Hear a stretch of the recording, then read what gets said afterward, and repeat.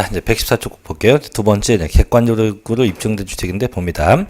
자, 다음과 같이 입증된 취득이에요. 단 이제 보니까 증여와 기부, 그 밖에 무상 취득 및 특수관계자와의 양도 소득에 따른 부당행위는 제외한다. 그래서 아까 얘기했지만 원래 입증된 거는 무조건 사실상 취득가액이지만 다만 얘가 무상취득. 자, 무상취득이 되면 실제 준 돈이 없기 때문에 절대 실지급액이 발생할 여지가 없죠. 또 그 다음에 부당매매는 이거 나중에 양도세에서 배우겠지만 세금을 떼먹고자 이제 부당하게 매매한 거예요. 그것까지도 정부가 야 그럼 실제 준 금액 인정할게 이럴 수 없죠. 그래서 이 두 개는 절대 적용할 수 없고요. 자, 의 경우는 항상 취득자의 신고가액이나 시가 표준액에 관계없이 항상 언제나 무슨 가액? 사실상의 취득가액이나 연부금액으로 한다. 그래서 1번 국가나 지방단체로부터 취득했다. 두 번째 외국에서 수입했다. 세 번째 공매나 경매 방법에 의한 취득이다. 네 번째 법인장부에서 취득가액이 입증된 취득이다. 또 축이 5번. 자, 요거 조심해야죠. 자, 판결문에서 취득가액이 입증된 취득인데 단땡땡 판결문은 민사나 행정소송에 의해서 확정된 것만을 말하나 화해, 포기, 인락, 자백간주 제외한다. 이것도 역시 취득 시기하고 똑같아요. 그래서 늘상 화해, 포기, 인락, 자백은 절대 사실상 취득가액을 적용할 수가 없겠죠. 6번.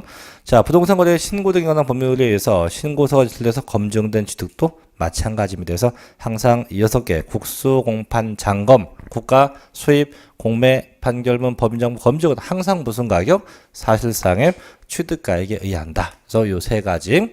그럼 다시 한번요. 항상 원칙은 내가 취득한 신고가액이고 그게 없거나 부당하면 시가 표준액이고 그 다음에 내가 실제 준 금액 무슨 금액이요? 사실상의 취득가액 세 가지가 있는데 자, 하나만 더 해볼게요. 이제 이번에 뭐냐면 요 사실상 취득가액과 관련된 건데 이 사실상 취득한 금액과 관련해서 발생하는 부대비용이 있으면 그 부대비용은 이 취득금액에 포함을 시켜야 돼요. 그래서 발생된 부대비용이 있다면 이 비용은 요 사실상 취득가액에 포함하는데 그게 115쪽의 핵심 체크 네모입니다. 자, 여기도 시험에 상당히 자주 오는 거 보니까 1번.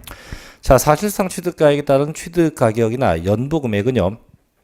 그 취득 시기를 기점으로 그 이전에 해당 물건 취득을 위해서 거래 상대방이나 제3자에게 지급하였거나 지급해야 할 직접 비용과 다음의 어느 하나에 해당하는 간접 비용의 합계액으로 해요. 그래서 결국은 발생하는 부대비용에서 합친다 이거고 다만 그 대금을 일시급은 한꺼번에 다 준다는 얘기예요. 등의 조건하에서 일정액을 할인받으면 자 무슨 금액이요? 할인된 금액이다. 요건 당초 약정하는 금액, 당초 계약서에 쓴 금액이 100억 원인데 원래 잔금을 제가 6월 말에 해준다고 썼어요. 계약서에. 근데 이 잔금을 오늘 5월 24일 날 다 줬다. 다 주면 받는 자 입장은 기분 좋겠죠. 그죠? 왜? 원래 잔금을 100억 받을 건데 한 달 만에 다 주냐, 한 달 전에 다 주니까 좋다. 기분 좋으니까 1억을 빼줄게. 그럼 빼주면 결국 얼마 나요? 99억 남네요. 그럼 99억이 취득금액이다. 이런 얘기죠. 자, 근데 지금 어떤 비용이 포함이고 어떤 비용이 제외냐 해서 밑에 동그라미 1, 2, 3, 4, 5, 6, 7번이 포함되는 비용이고 그 다음 밑에 2번 는 1, 2, 3, 4, 5번이 포함되지 않는 비용이에요. 그럼 이제 그럼 대체 어떤 것이 포함이고 어떤 것이 포함되지 않느냐를 구분한다면 이제 위에 거. 자, 포함되는 비용부터 봐봐요. 첫째, 이건 뭐 개인법이나 똑같습니다. 건설자금에 충당한 이자입니다.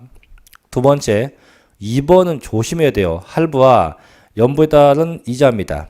기타 연체료인데 다만 법인이 아닌 자, 그럼 누구예요? 개인이 취득했다면 제외한다. 그래서 그럼 나머지 1번, 3번, 4번, 5번, 6번, 7번은 취득자가 개인이건 취득자가 법인이건 다 포함돼요. 하지만 그 동그라미 2번 할부이자나 연체이자 같은 거는 취득자가 누구일 때 법인일 때만 포함되지 개인은 절대 그 이자가 포함되지 않습니다. 자, 세 번째입니다. 자, 농지법에 따른 농지보전부담금, 또 산지관리법에 수상 부담한 대체산림자원 조성비. 네 번째, 취득에 필요한 용역을 받고 제공한 용역비. 다섯 번째, 취득된 외에 당사자 약정에 의한 조건 부담액. 일곱 번째, 좀 긴데요. 자, 부동산 등을 취득할 경우 주택도시기금법에 따라서 매입한 국민주택 채권을 해당 부동산의 취득 이전에 양도하면서 발생한 매각차손에서 채권은 분명히 만기가 있는데 만기 전에 그 채권이 처분되면 원금의 손해를 가져옵니다. 그것도 인정해 준다 이거죠. 그다음에 7번, 1번부터 6번까지 지나는 비용들. 이런 것은 다 포함되는 거고. 자, 두 번째 2번 갑니다. 자, 다음 중 어느 하나에 속하는 것은 포함하지 않습니다. 첫째, 취득하는 물건의 판매료 안보, 광고 선전비입니다. 둘째, 전기사업법, 또 도시가스사업법, 집단에너지사업법 그 밖에 법률에 의해서 전기, 가스, 열 등을 이용하는 자가 분담하는 비용. 세 번째, 이주비, 또 뭐 지작물 보상금, 또 취득물건과 별개로 지급하는 보상 성격의 비용. 네 번째, 부가가치 이런 것도 포함되지 않습니다. 그다음 5번 기타 준하는 거 되어 있는데, 그래서 이렇게 이제 포함되는 비용이 있고 이제 포함이 안 되는 비용이 있는데, 그럼 이걸 다 구분하기 힘들죠. 그래서 지금 뭐 포함되는 것도 있고 안 되는 것도 있는데, 저희는 이 안 되는 비용만 생각하면 돼요. 안 되는 거. 그럼 뭐가 있냐? 이제 아까 있었던 거, 개인에게 발생한 할부이자와 연체이자, 할부이자, 연체이자. 그다음에 뭐 광고 선전비, 분담하는 비용, 이주비, 보상금, 부가가치세. 그래서 개인에게 발생한 할부이자, 연체이자, 광고 선전비, 분담하는 비용, 이주비, 보상금, 부가가치세. 그래서 어떻게 해요? 일명 개할련, 광분, 이주, 보상부라고 해요. 어떻게 해요? 개할련, 광분, 이주, 보상부. 그래서 이것은 절대 포함되지 않는 비용들이다라고 인지하시면 됩니다. 그래서 이 원칙 예외 특례가 시험에 매우 잘 나니까 꼭 좀 다시 한번 정리해 놓으셔야 되겠고요. 이제 그 뒤는 쉬워요. 이제 그 뒤에 이제 116쪽에 가면 기타 등등 나오는데 기타 볼게요. 이제 자, 세 번째 갑니다. 자, 116쪽에 3번. 그 3번하고 4번은 묶어도 돼요. 3번이 건축물의 중축 개수, 그 다음에 4번이 지목 변경인데 두 개는 묶어도 돼요. 왜 묶냐면 둘 다 의제 취득이기 때문에 항상 변경이 되고 가액이 증가돼요. 그럼 3번, 4번은 공통점이 뭐냐? 그 증가액에 대해서 과세합니다. 둘 다 공통점은 뭐에 대해서? 증가된 금액에 대해서 과세한다. 그럼 보죠, 3번. 자, 건축물을 건축합니다. 단 신축과 재축을 제외한다. 그럼 남는 게 뭐냐면 중축이나 개축, 개수예요. 그래서 원래 저희가 건축에는 신축, 재축, 중축, 개축, 개수 이게 뭐 다 건축인데 다만 이제 신축이나 재축됐다는 건 건물을 처음 지은 거기 때문에 이거는 증가액에 대해서 과세가 아니고 건축비 전액에 대해서 과세가 돼요. 근데 지금은 신축이 아니고 중축 개수. 그래서 이건 증가액에 대해서 과세니까 그래서 본문에 보니까 신축과 재축을 제외한다. 그럼 결국은 남는 게 뭐냐면 중축과 개수, 개축 같은 건데 그런 겁니다. 자, 그런 것과 하거나 개수한 경우와 선박과 차와 기계 장비의 종류를 변경한 경우 자, 밑줄 그로 인해서 뭐 된 가액이요? 증가된 가액이에요. 항상 증가액에 대해서 과세합니다. 이때 자, 신고가액에 표시가 없거나 그 신고가액이 시가 표준보다 적으면 뭐랍니까? 시가 표준액에 의한다 라고 되어 있고요. 자, 네 번째로 갑니다. 바로 4번 지목 변경인데 자, 지목 변경도 마찬가지. 얘도 증가액에 대해서 과세요. 그래서 원칙 보니까 그 토지의 지목 변경에 대한 과세 표준은요. 그 토지의 지목이 사실상 변경된 때를 기준으로 지목 변경 이후에 토지에 대한 시가 표준액에서 지목 변경 이전에 시가 표준액을 뺍니다. 결국 뭐의 증가분? 시가 표준액의 증가분, 시가 표준액의 증가액에 대해서 과세예요. 결국 뭐 3번, 4번 같죠. 항상 뭐의 증가분? 그냥 증가액에 대해서 과세한다. 다만 그 지목 변경에서 2번 조심해야 돼요. 예외인데 자 보니까 자 판결문이나 법인장부로 토지의 지목 변경에 든 비용이 입증됐다. 그럼 이때는 그 소요된 비용이래요. 그럼 결국 뭐냐면 이 지목이 변경되면 요건 조심할 게 이거예요. 지목 변경은 요게 보통 일반적 경우는 뭐로 하고 증가액 그 증가액에 대해서 과세가 돼요. 하지만 얘가 일반적 경우가 아니고 뭐였다면 법인장부나 이게 판결문에 의해서 지목이 변경됐다고 하면 이때는 예를 들면 소요된 비용 갖고 합니다. 뭔 비용이요? 소요된 비용을 가지고 하게 돼요. 그래서 보통 일반적 경우는 증가액인데 이게 법인장부나 판결문에 의했다면 뭐래요? 소요된 비용 가지고 하게 된다는 겁니다. 자, 5번 갑시다. 이제 과점주주. 과점주주는 뭐 지난주 배웠죠. 그래서 주식을 얼마 초과한 자, 50%를 초과한 자, 뭐 그런 거니까 뭐 큰 의미 없고요. 자, 이제 우측 6번도 맞아갑니다. 6번. 자, 법인이 아닌 자가 건축했다. 자, 법인이 아니면 누구? 개인. 그럼 개인이 건축을 하면 역시 개인은 항상 이제 국가가 볼 때 이거예요. 이 개인은 국가가 볼 때 항상 거짓을, 거짓말을 하는 자? 뭐 이렇게 생각해요. 그래서 얘가 뭐, 건물을 졌어요, 이번에. 지면, 얘한테, 야, 너가 얼마에 졌냐? 그럼 얘가 건물 한 10억에 졌다, 이거. 10억에 졌어도 10억에 졌다고 얘기할까요? 아니죠. 10억에 졌다고 얘기하면 취득세 많아지니까 10억에 져놓고도 7억에 졌는데요? 이렇게 거짓말 칠 거예요. 그죠? 그래서 국가가 이렇게 개인이 건축하게 되면 건축비를 입증해야 돼. 그래서 법인이 아닌 자가 건축물을 건축하거나 대수선에서 취득하면 총 공사비, 총 건축비 중에서 100분의 90을 넘는 금액이 즉 90% 이상이 법인장부에서 입증돼야 돼요. 그래야 된다 이거죠. 그러면 다음 금액을 합친다는데 그럼 다음 거를 합치는 건 뭐냐? 입증되지 않은 나머지 기타 부수적인 공사 금액. 그럼 여기서 보면 총 공사비가 아까 10억이었다고 하면 10억 중에서 얼마를 입증해야 돼요? 9억. 9억을 뭐에 의해서? 법인장부.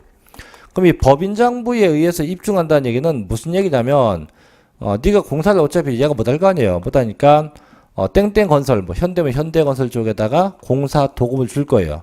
그럼 이 공사 도급 준 거를 입증해 와야 된다 이거예요. 그럼 이게 입증되면 나머지 추가 공사된 얼마 1억까지 합쳐서 너 10억을 인정해 줄게 이런 얘기예요. 그래서 항상 100분의 90 이상을 입증해 와야 한다. 뭐 그 정도만 알고 계시면 됩니다.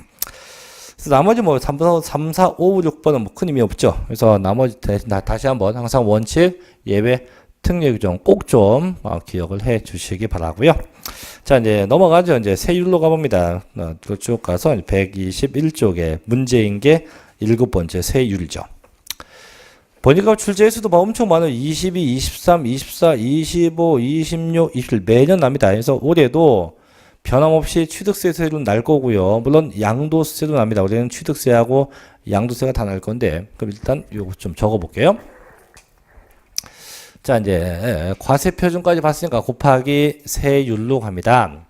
자, 세율인데 분명히 곱하기 대상이에요. 그래서 현재 법률로 정해졌는데 일단 얘는 퍼센트예요. 퍼센트고 일단은 정률 세율로 되어 있어요. 항상 퍼센트를 쓰게 됩니다. 정률로 되어 있고요. 또 번째 이 취득세도 표준세율로 되어 있어요. 표준. 이 표준이 무슨 뜻이냐면 법률이 정한 기본, 법에서 정해놓은 기본율을 써야 한다 이거죠. 기본을 써야 한다. 다만 그 기본을 쓰기가 여의치 않다면 이 법에서 정한 건 어떻게 플러스 마이너스 50% 범위 내에서 뭣도 할 수 있다. 가감할 수 있다. 그래서 기본을 쓸 때 이 정도 범위 내에서 가감 조정도 가능합니다. 또 세 번째 취득세는 표준이면서 차등 비례세율로 되어 있다. 이 차등이 무슨 뜻이냐면 전부 다 차이 나게 어떻게 좀 차이가 나게끔 적용하겠다 이런 얘기고요. 그 다음에 네 번째 취득세는 중과되는 것도 있어요. 그래서 중과 세율도 있어요. 중과세율도 있다. 중과는 차등보다 좀 많이 걷는 건데 다만 얘는 얘같이 가감 못해요. 가감이 없어요. 없다. 그래서 이런 특성이 있는데 맨에 봐봐요. 이제 부동산 취득의 표준세율과 중과세율인데 1번. 자, 표준세율 보세요. 자, 부동산 취득에 대한 취득세는 취득 원인별, 취득 물건별로 구분해서 과세 표준액의 다음의 어느 하나에 해당하는 표준세율 적용해서 세액을 산정한다. 또 그 밑에 보니까 자, 당구정 표시했죠. 지방자치단체의 장은요 조례 가정한 바에서 100분의 50 범위 내에서 뭘 쓰다 가감 조정할 수 있다. 그죠? 그렇게 해서 되어 있는데, 그럼 제가 이제 저도 그 표를 한번 쭉 적어 볼 테니까 여러분도 한번 그 표를 한번 신경 써서 같이 한번 볼게요.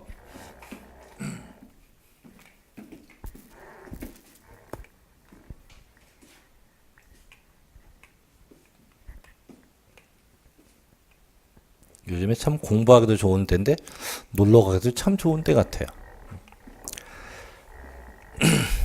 제가 지난주부터 꼭 가고 싶은 데 갔는데 그거는 바닷가인데 못 갔어요, 지난주에.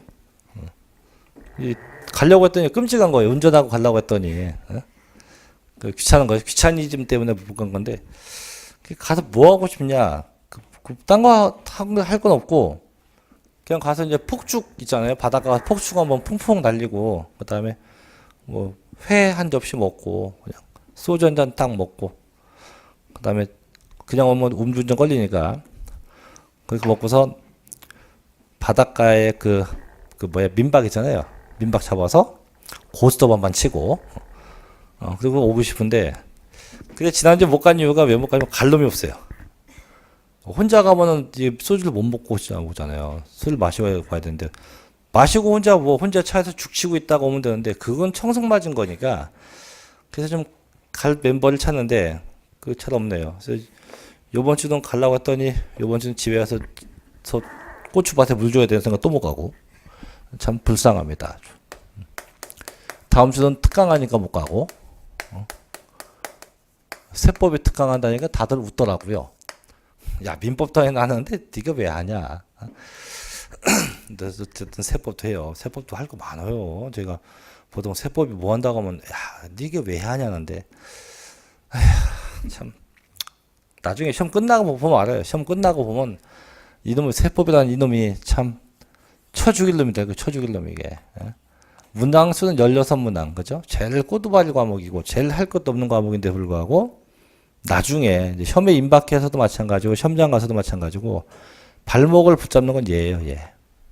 제가, 어차피 1차야, 1차가 통과 안 되면 꽝이면 1차 통과됐다고 가정하고, 2차도 공법 때문에 대부분 다 걱정을 많이 해요. 걱정 안 해도 돼요. 어차피 공법 안 되면 끝나는 거니까. 근데, 대부분 공법이 과락을 넘어갑니다. 거의. 대부분 넘어가고 보통 불합격되는 과목이 공시세법이에요. 실제로. 근데 이제 불합격을 하고 나서 야, 나 공시세법 때문에 안 됐어. 이렇게 말 안 해요. 다들 핑계 댑니다. 공법 때문에 안 됐어. 그것도 그렇게 얘기해요. 하나 차이야. 이거 뚜껑 따봐야 돼요, 솔직히. 하나 차인지 10개 차인지는 뚜껑 따봐야 되는데, 다 그렇게 얘기합니다. 저희한테도 와서, 아유, 선생님, 저 공법 때문에 안 됐어요. 그 앞에서 계시니까 참 말은 못하겠지만, 그래, 또 성적표 다 까보자. 까보면요, 공법도 안 됐지만 세법도 안 됐어요. 거의 그래요, 이게. 그러니까 나중에 저희는 합격을 할 거지만, 불합격에도 절대 핑계 대지 마요, 그냥. 뭐 때문에 안 됐다고 하면 다 망신당합니다. 자, 버전. 자, 이제 첫째, 이제, 표준은, 유상취득인데 유상취득은 매매가 된 건데 그 매매된 게 농지였다고 하면 해당 농지 금액의 1000분의 30이 되고 농지한 기타의 경우는 1000분의 40이 돼요. 40. 자, 두 번째입니다. 두 번째 상속받은 경우는 똑같아요. 이 상속받은 경우도 내가 자, 농지 상속받았다. 1000분의 얼마 23. 농지한 기타였다. 1000분의 28 이렇게 돌로 구분해요.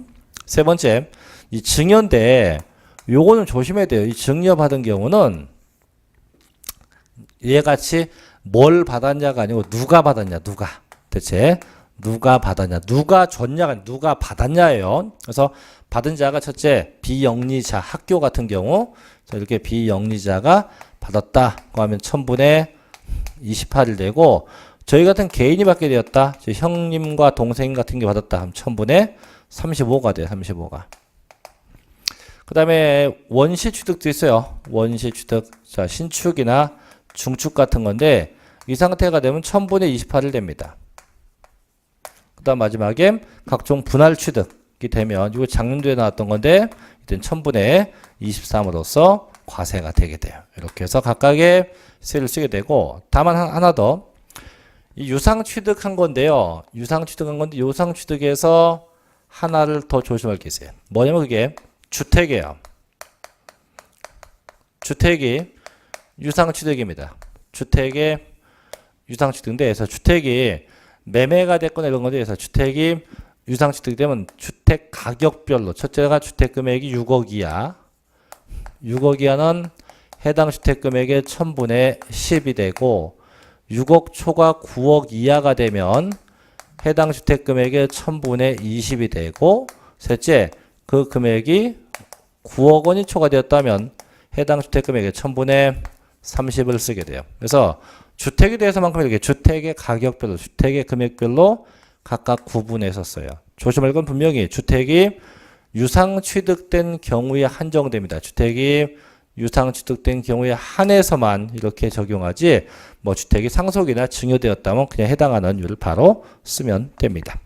그래서 이제 그걸 꼭 외우셔야 돼요. 121쪽표를 외우고, 자, 넘겨볼게요. 넘겨서 이제 주의사항 보면, 자, 첫째, 농지가 나오죠. 122쪽에. 자, 농지가 뭐냐? 농지는 두 번 나와요. 여기도 있고, 여기도 있는데, 이 농지는 네 가지. 논, 밭, 과수원, 목장, 이 네 가지가 농지가 돼요. 네 가지가 농지에 해당한다. 이거고, 굳이 한번 뭐 더 얘기하면 이거예요. 이 취득세에서 농지는요, 공부상 지목과 사실상 지목이 같아야 돼요. 그래서 공부상 지목과 실제 지목이 같아야 한다. 뭐 그런 거고. 두 번째, 2번. 자, 비영리 사업자는 누구냐? 종교단체입니다. 그 다음에 두 번째, 학교입니다. 세 번째, 사회복지시설 같은 경우도 있어요.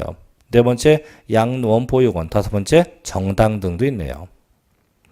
자, 세 번째, 유상 취득이 됐건 무상 취득이 됐건, 자, 취득한 부동산이 자, 뭐면 공유물, 즉 공동소유 물건이면요, 각자의 지분에 대해서, 각자의 지분가액에 대해서 과세, 각자의 지분에 대해서 과세하게 돼요. 각자의 지분에 대해서 과세한다.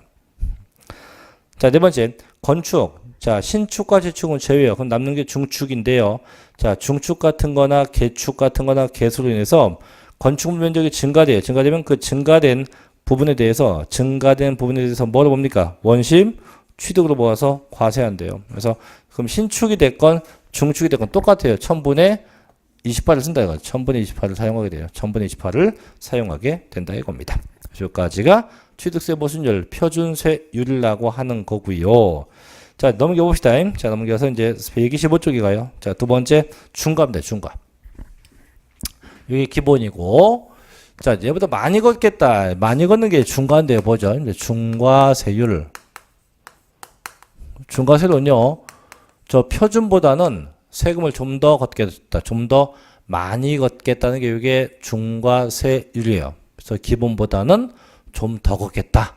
이게 중과세율인데, 자, 그럼 대체 중과가 어느 정도로 이제 중과가 있냐 이건데, 이 중과되는 건 크게 세 가지예요. 그 책에 보면 125쪽에 가면 박스가 4칸 있는데, 네 번째 칸 일단 제껴두고, 세 번째 1번, 2번, 3번이에요. 그럼 첫째가 내가 취득하는 게 뭔지 몰라도 이게 사치성 재산이었다라고 하면, 먼저 볼게요. 사치성 재산은 몇 퍼센트냐 보니까 표준 세율 더하기 8%예요. 또 두 번째, 과밀억제 지역이에요. 과밀억제 지역이 나오죠? 얘는 몇 퍼센트? 표준 세율 더하기 4%예요. 세 번째, 대도시가 나오죠? 대도시. 얘는 표준 세율의 몇 배?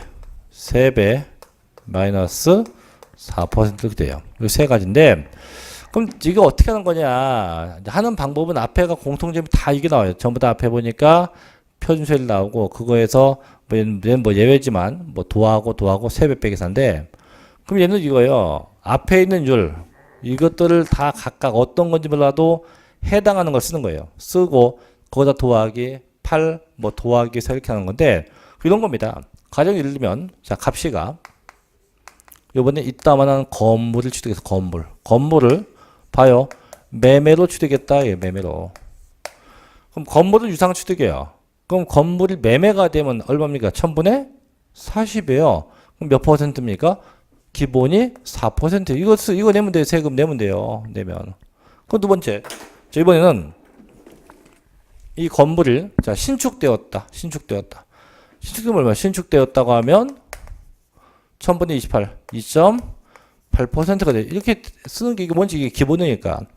근데 막상 다 져놓고 보니까 혹은 막상 사놓고 보니까 이 건물이 뭐였다? 사치성 재산이었다라고 한다면 기본에다가 더하기 8을 더 얹어서 넌 12% 이런 얘기예요. 너는 더하기 8을 얹어서 얼마? 10.8 이런 얘기예요. 그래서 일단 사치성 있고 뭐건 이제 떠나서 어떻게 취득됐냐를 먼저 정해서 뭘 정하고 기본율을 정하고 그게 나중에 따보니까 사치성 재산이면 더하기 8을 더하면 된다 이런 얘기예요. 그럼 얘도 방법이 똑같아요. 자, 과미덕지역권역에서 자 갑법인님 갑회사가 자 건물을 요번에 신축했대. 신축. 자, 신축하면 얼마입니까? 기본 2.8이에요. 2.8인데 그게 뭔지 몰라도 보니까 과미덕지역권역의 부동산이었대요. 그럼 더하기 얼마? 4를 하면 너 얼마? 6.8 이런 얘기예요. 얘도 마찬가지해서 방법은 다 똑같습니다. 그럼 결국은 앞에 있는 이 기본율로 암기하지 못하면 절대로 이 중과되는 거 할 수가 있다 없다 할 수가 없다는 얘기예요.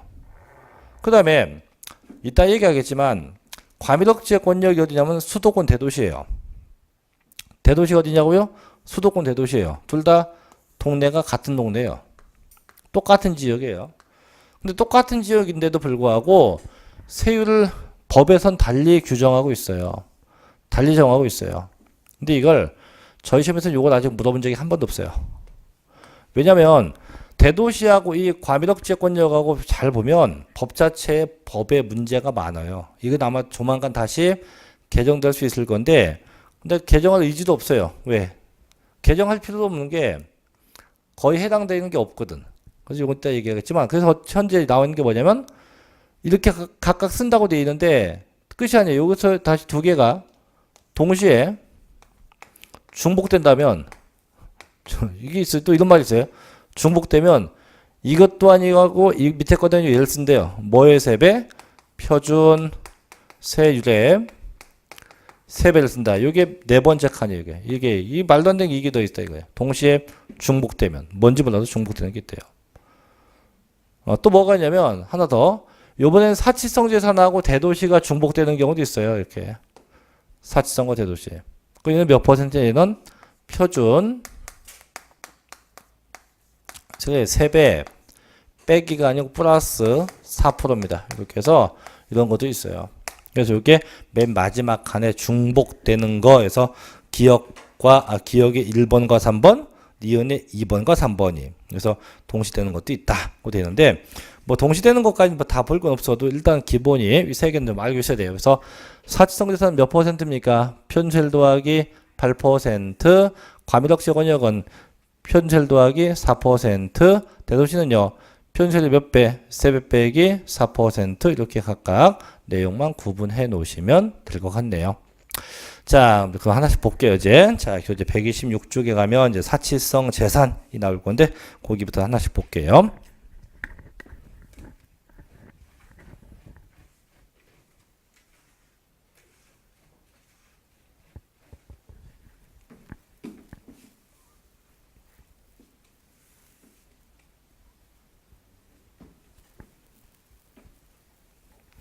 자, 사치성 재산인데, 자, 분명히 몇 퍼센트냐면 표준세율에다가 더하기 얼마? 8%인데요.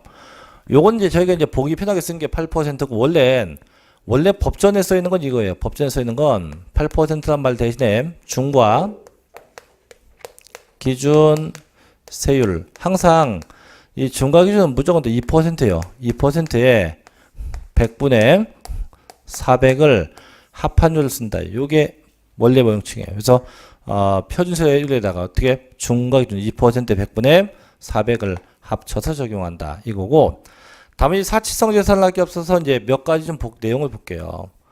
자, 조심할 게 첫째, 이 사치성 재산은요.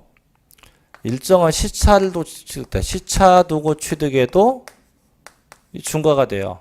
그 다음에 둘째, 구분 취득에도 중과예요. 그래서 시간차를 두었건 구분 취득했건 무조건 다 중과세요. 그러니까 시차는 뭐고 그럼 구분 취득은 뭐냐 이건데 자 시차는 이거예요. 자 요번에 내가 사는 게 별장이에요. 별장인데 이걸 한 번에 다 살라니까 돈이 너무 아까워요. 세금이. 왜 사치성 재산이니까. 그래서 건물 부분은 한 3월경에 취득하고 토지 부분은 한 10월경 이렇게 일정한 시간차를 두어서 취득하자. 이게 시차 취득이에요. 했어도 이 자체가 사치성 재산이니까 전부 다 중과세 하게 돼요. 전부 다. 두 번째, 이제 구분 취득인데, 그럼 얘는 뭐냐? 얘는 이게 안 되니까 건물 부분은 갑이 사고 땅 부분은 갑친구 을이 사요. 이렇게 두 명 이상이 구분해서 취득해요. 이것도 어차피 얘가 사치성이면 전부 다 중과세 한다 이거죠. 그래서 구분 취득하건 시차를 두건 무조건 다 뭡니까? 중과세 하게 돼요. 세 번째, 자, 소유자하고 사용자하고 같지 않다면 세법은 이 소유자에게 중과세요. 소유자에게 중과세요. 중과세. 네 번째, 그 부속 토지의 경계가 불분명하다. 부속 토지의 경계가 불분명하다고 하면 이게 뭐냐면 이거예요.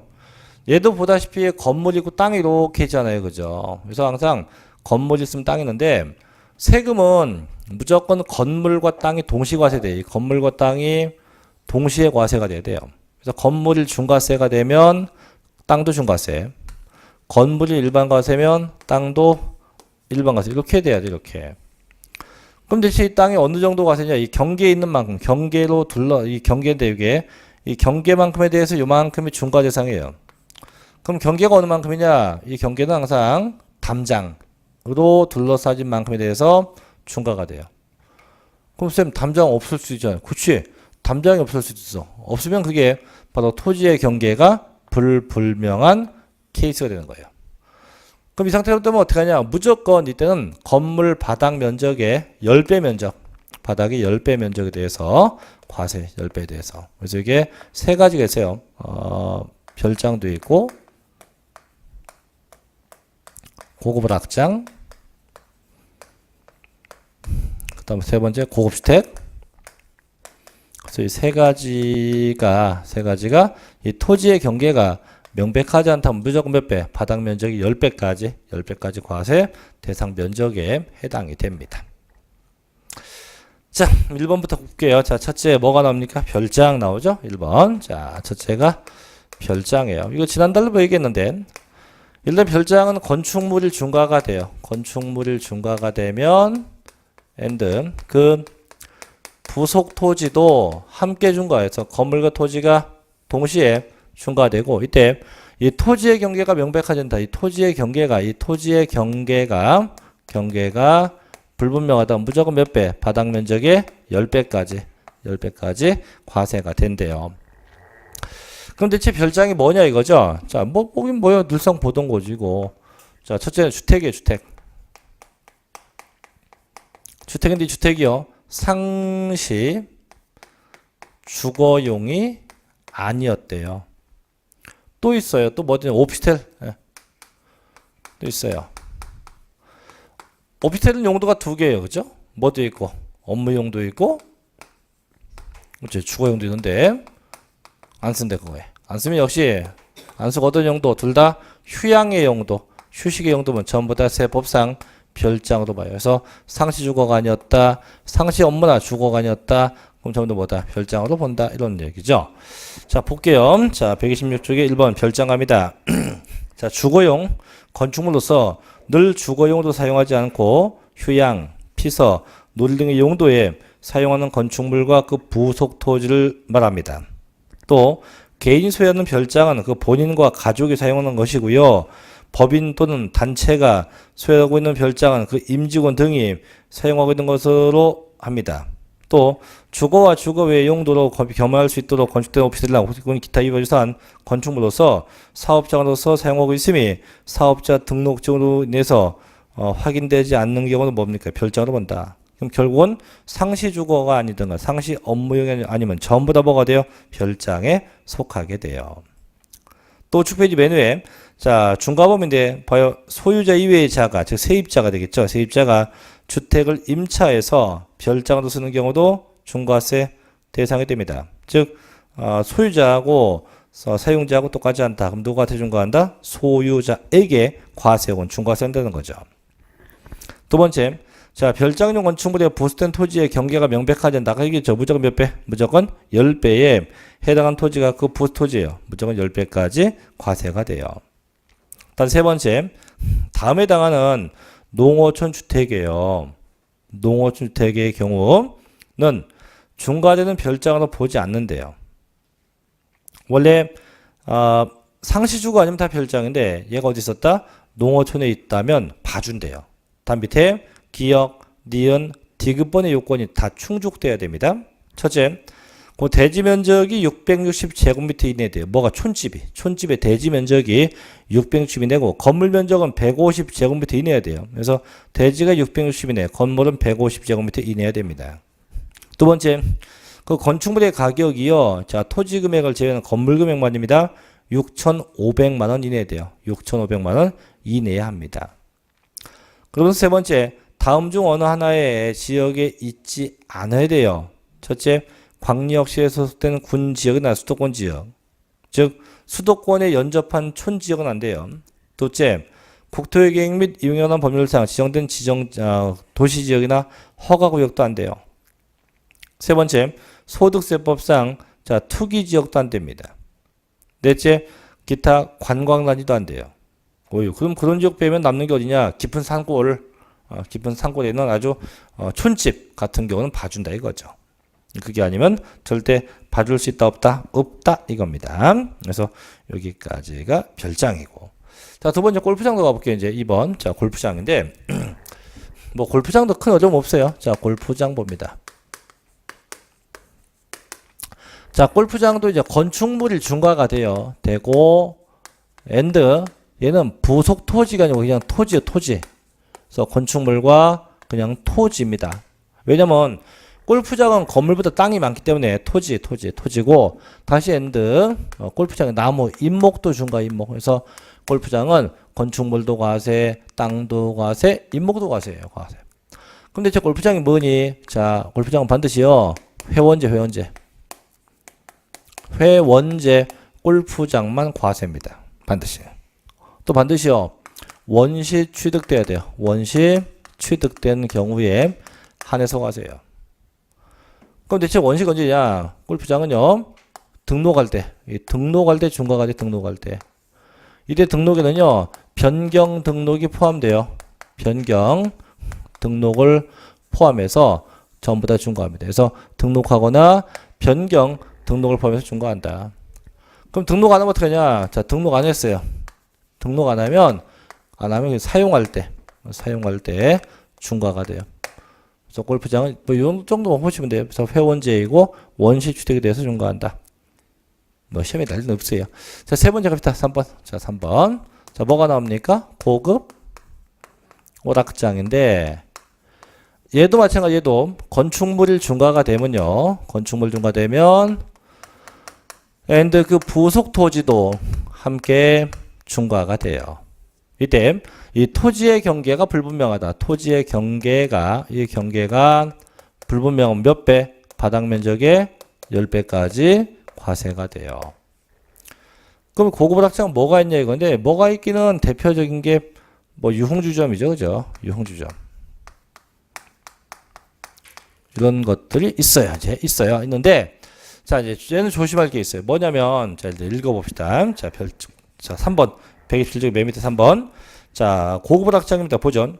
자, 도박장이나 유흥주점, 영업장, 특수 목욕장, 그 밖에 이와 유사한 용도에 사용되는 건축물 중 대통령령으로 정하는 건축물과 그 부속 토지예요. 여기까지 되는데 다만이야, 며칠 다만. 고급 오락장 건축물을 취득한 날부터입니다. 며칠 냅니까? 30일 냅니다. 상속은요, 상속 개시 1이 속한 달의 말부터고 실종되면 실종 선고 1이 속하는 달의 말부터입니다. 각각 6개월. 납세자가 외국에 주소에 있었다. 그건 이제 그땐 9개월 냅니다. 이내에 고급 오락장이 아닌 용도에 사용하거나 고급 오락장이 아닌 용도에 사용하기 위해서 용도 변경 공사를 착공하면 이땐 제외한다. 즉 중과세하지는 않는다. 결국 뭐냐면 용도 변경은 인정한다 이거죠. 그래서 언제까지 용도 변경을 하면 용도 변경이 돼도 되고요. 아니면 용도 변경 공사에 착수하면 돼요. 공사에 착수하면 중과하지 않습니다. 언제까지? 보통 기본이 취득일로부터 며칠 내? 30일 내. 그게 상속받은 거라면 언제까지? 6개월이나 9개월 내. 이렇게 각각 적용할 수 있죠. 이렇게. 그래서 그럼 아까 별장이나 골프장은 용도 변경이 없어요. 그래서 용도 변경 일단 고급 오락장에 대해서 용도 변경이 허용됩니다. 자, 그것만 보시면 되고요. 자, 뒤로 가봅시다. 자, 두 번째. 자, 이제 그 4번 고급 선박인데 고급 선박은 제목만 보시면 돼요. 제목. 자, 뭔 선박? 고급 선박은 비업무용 자가용 선박이고 뭐 3억 초과인데 그 금액도 알고 없어요. 그냥 고급 선박은 중과대상 선박이다 이거죠. 자, 5번 갑니다. 고급 주택입니다. 자, 이제 고급 주택도 조심할 게 뭐냐? 그럼 저희가 사치성 재산 5개예요. 별장, 골프장, 고급 오락장, 고급 선박, 고급 주택 5개인데 그 5개 중에서 아까 고급 오락장은 용도 변경 됐었지, 그죠? 됐었지만 그 고급 주택 또한도 얘도 용도 변경을 인정해 줍니다. 그래서 좀 쉬었다가 5번에 고급 주택부터 다시 같이 볼게요. 좀 쉬었다 합시다.